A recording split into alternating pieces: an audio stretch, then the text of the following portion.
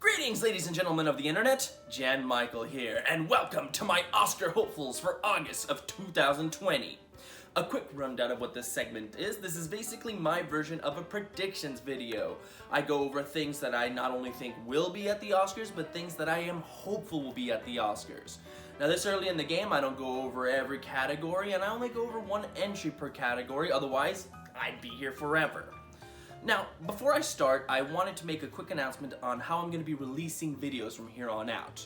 Normally, this video would come out the very last Friday of the month. But since my predictions video usually have the month in it, I can see why it would be a little bit confusing to see, for example, a video that says July predictions right when August is about to begin. So I'm going to be changing these videos up to come out the first Friday of the month, with my Oscar review coming the second or third Friday of the month, and my bonus video coming out the very last Friday of the month. So, with that being said, let's begin. For this month's Best Picture, I'm gonna be going back to talk about Dune. Why? Because it's fucking Dune, of course. Now, I said in a previous video, I really think that Dune has the potential to be the Mad Max Fury Road of this year. And if you don't remember, Mad Max Fury Road scooped up all of those technical awards and then went on to lose to Spotlight for Best Picture? Yeah, okay, like if Dune ends up being as fantastic as I think it might be, then the Academy voters really need to learn to pull their heads out of their asses and vote for things that are not just Oscar baity.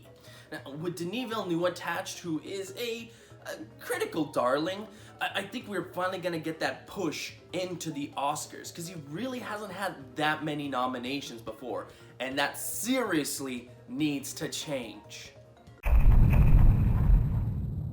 Alright, for director, I'm gonna stop talking about the Sausage Fest and start introducing some women in here. And for this month, I have Sofia Coppola for On the Rocks. Okay, so this one is probably gonna be a little bit more of a stretch because Sofia admitted that she's not trying to make an Oscar film. And when you look at the synopsis for the film about a young mother reconnecting with her playboy father, it definitely doesn't sound like it's gonna be Oscar-y. But the Oscars can be kind of weird. And when someone as big as Sofia says, hey, I'm not trying to do Oscar stuff, the critics and the Oscars still look at it and go, yeah, you know, we could still nominate that in a couple of categories. So, hey, as long as it gets more women into the director category, I'm all for it. So, fingers crossed. No surprise picks this time for the Best Actor category. This time, I'm gonna go with one that I've been hearing a lot of good stuff about. Anthony Hopkins for The Father. I haven't seen it. I haven't seen clips of the performances. I'm basing this purely on what I'm hearing. And ever since its premiere at Sundance earlier this year, people have been raving about Anthony in this movie. I hear it's a very hard watch, a very powerful performance, which means it's probably not gonna be for everyone. And you know what? I love it when films aren't for everyone. It's definitely something that I'm now more intrigued to see just because of what I'm hearing. And then I've also heard that the film, the character, is actually built for Anthony, them even sharing a birthday. So I'm very excited to see exactly what everyone's been talking about.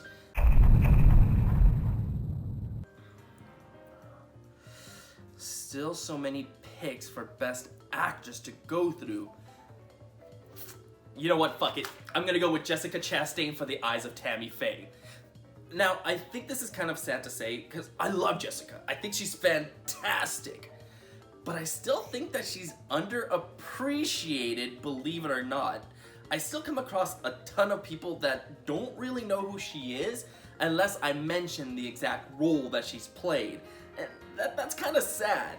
And I think winning an Oscar is gonna go a long way to changing that. So I'm really hoping this is the role that really makes her come out and be very noticed at the Oscars. As long as she's a very strong contender and one of the tops, I think that's really gonna change a lot of people's perspective of her. Moving back to my surprise picks for the Best Supporting Actor this time, in a not so surprising film. I have Charles Dance for Mank. Now, like Amanda Seyfried last month, I don't think Charles is gonna give us that Oscar-worthy performance. And now, I do like Charles. Ever since Game of Thrones, he's one of those actors that when I see in films, I'm like, oh, that's Charles, that's awesome.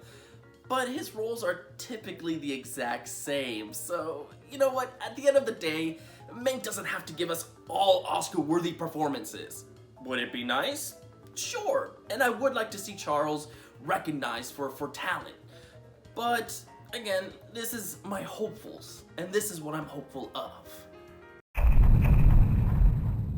For Best Supporting Actress, I'm gonna go with Toni Collette for I'm Thinking of Ending Things, who is once again playing a mother in a horror film that's losing her mind. Now, I just saw the trailer for it, and it's definitely looking to be one of those horror films that critics tend to gravitate towards, so I'm really hoping it's as good as that trailer portrays it to be. And, I mean, Oscars, you're kind of getting a second chance here with Toni, so, I mean, Toni isn't gonna get Toni Collette again, is she? You can't be that stupid, right, Oscars? You can be. Yeah, she's got no chance. Now, I've been watching a lot of documentary features lately, and I wanted to talk about a couple of them that have the potential to get nominated for my rapid fire pick section this time. The first is Crip Camp. This one definitely has the most potential to get nominated. It's very, very popular right now. And it's all about how people with disabilities were treated in the 70s and how this camp really helped them feel just like everybody else, made them feel wanted and belonged. And it's a great subject that doesn't really get a lot of attention, and where the film goes is very uplifting, very surprising. Personally, I don't think it goes far enough, but I do have to mention that it is getting a lot of love. So this one definitely, out of the three I'm about to talk about, has the most potential to get that nomination. Although, judging by how previous years have gone, just because everyone loves it, doesn't necessarily mean it's gonna get nominated. Next is Rewind, which takes a look at child molestation, which right now is becoming a very, very talked about subject online. So I think just that talk alone could push this film into the talks of it getting nominated. Ultimately, just like Crip Camp, I don't think it goes far enough. Really just taking a look at one case rather than the problem as a whole. Still, just because it is such a hot button issue, maybe that's all it needs to really get the attention of everybody else. The last one, and definitely number one in my book so far, is Athlete A, which covers the physical and sexual abuse of the women at the USA Gymnastics. Now, this one really hits you on two fronts. First, just like with Rewind, it hits on the child molestation, which, as I just said, is a big issue right now that people are talking about. The second is the abuse, the sexual abuse of women, which has been really big for a couple of years now, with things like the Me Too movement going on and women coming forward with their own stories of sexual abuse. These two things could really push this movie to get in the talks of getting nominated. And it has a really great payoff that shows that people in power are not untouchable, that they can suffer the consequences of what they've done. I really would like to see this film more in the spotlight, in the talks. And I know there's a lot more documentaries out there that are in the talks, and I'll definitely be going over them as I watch. But right now, Athlete A is definitely my number one pick. And I guess I'll finish things off with animation, which I actually have a list of this time. So, oh shit, that one is not good. That one got moved back. Wait. Soul. Wait, hold on. Oh, fuck. Soul. Hold on. There's gotta be something coming out this year. God. Soul. Wait, hold on.